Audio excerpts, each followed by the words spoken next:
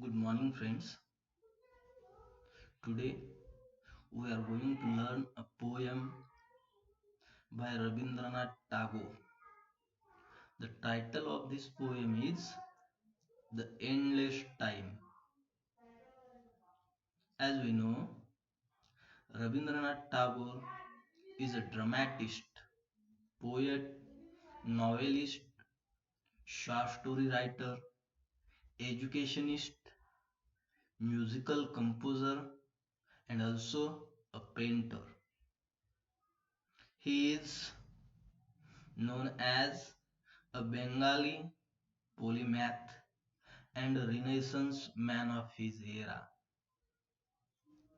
He was born in Kolkata, and as a writer, he is awarded by Nobel Prize for Literature in 1913 for Gitanjali. He is the first ever Asian recipient of this Nobel Prize. As a writer, he has contributed to the shaping of cultural and intellectual identity of modern India. The national anthem of both India and Bangladesh were written by him. Hundreds of songs he has composed, and all these songs are known as Rabindra Sangeet, and these songs are available nowadays also. His novels, short stories, songs, dance dramas, and essays have been an center of wisdom in the literature of the world. As an Indian writer, he has presented India to the world in English language. Actually, all his work he first written in his own mother tongue Bengali writing, and then he translated himself all this into the English. As a writer who is representing pre-independence era of India, he has presented so many things through his writing. Actually, his writing is a philosophical writing. He has presented humanism through his all essays, songs, short stories, novels, or dramas. He is influenced by Hinduism, and that influence we can see from his any text. The present poem, The Endless Time, is a poem number 82 in Gitanjali. Time in this poem, time is endless. In thy hands is the title of this poem, is an exploration of the how God and man view time. See, what is the major theme of this poem, or we can say a meaning in one sentence, is that how we assume, how we think about the time and how God think about the time. This is the major conclusion of this poem in a one sentence. Which poem? The Endless Time. Time is infinite for man. Sorry, time is finite for man. Time is limited for man. Finite for man. And yet he wastes it on petty pursuits instead of offering that time to God. See, we have a limited time span in our life, but still we are not aware about our own existence about our own creator, and we forget him, and we waste our time, we waste our energy pursuing so many unwanted things, by running behind so many unwanted things, and we forget our creator god, and we never worship him. So this is the, what we can say, a major explanation of this poem. See in the next line what poet is saying. The poet rules not having given enough time to worship and reflecting on the divine. What this sentence means, what this line means, poet is not happy, he is regretting. Poet is thinking that we don't have uh, enough time to worship the god, and that's why he regret.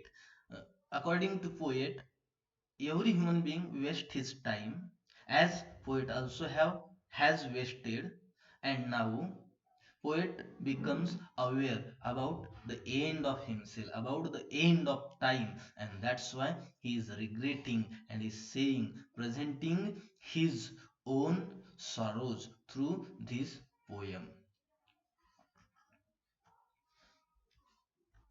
This is the text, means a poem that is prescribed for BA second year's syllabus. The title of this poem, The Endless Time. The first stanza we have seen here, actually there is no stanza. See, time is endless in thy hands, my Lord. Means in the first line we come to know that poet is addressing to the god, and he is saying that you don't have limitation of time. Thy means you, but see, but poet have not said anything, but there is a full stop, and it means that but we as a human being have a time limitation. So in the first line he has indicated his own regret. Time is endless in thy hands, my Lord. You don't have time limitation, my Lord, but we are a human being and we have a time limitation. We waste our time most of the time, and now when we come to know that there is a end now, then we try to worship you. So he is saying, who poet, or we can say speaker, is saying that time is endless in thy hands, my Lord. Thy means your.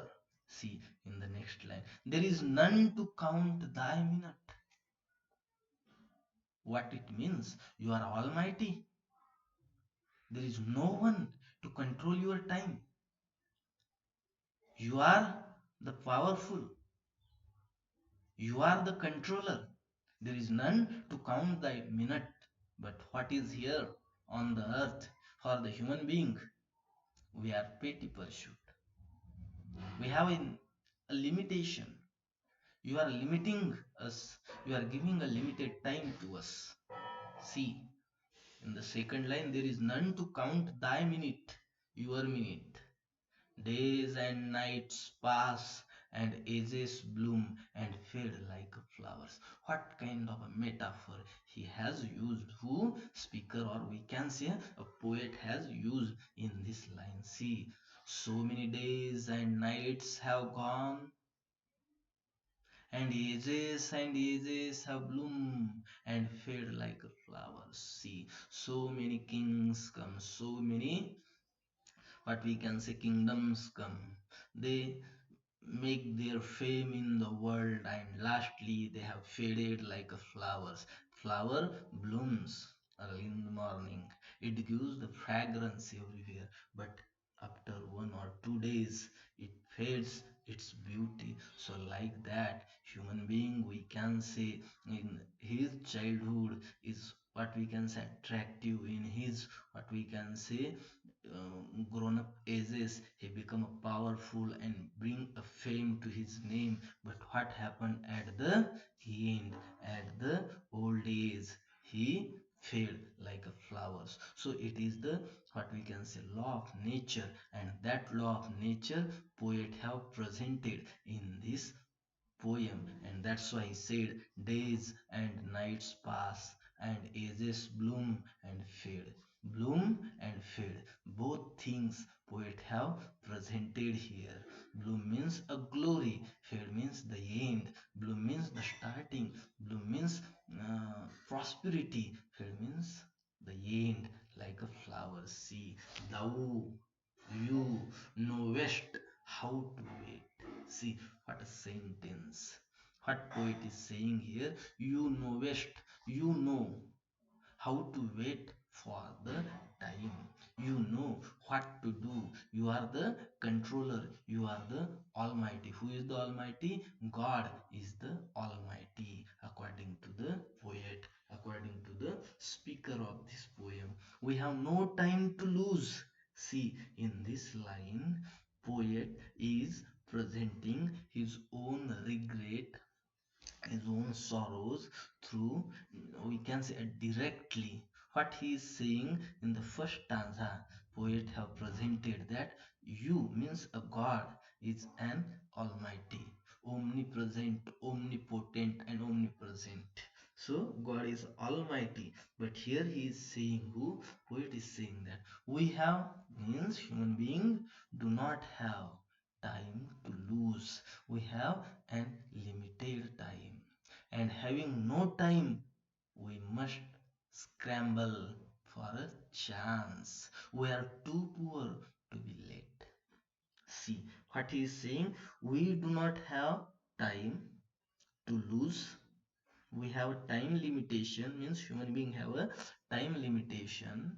And again poet is saying, and having no time, we don't have time, we must scramble for a chance, and we are ready to get chance. If whenever we got time, we make use of it. We should make use of it. We must make use of it.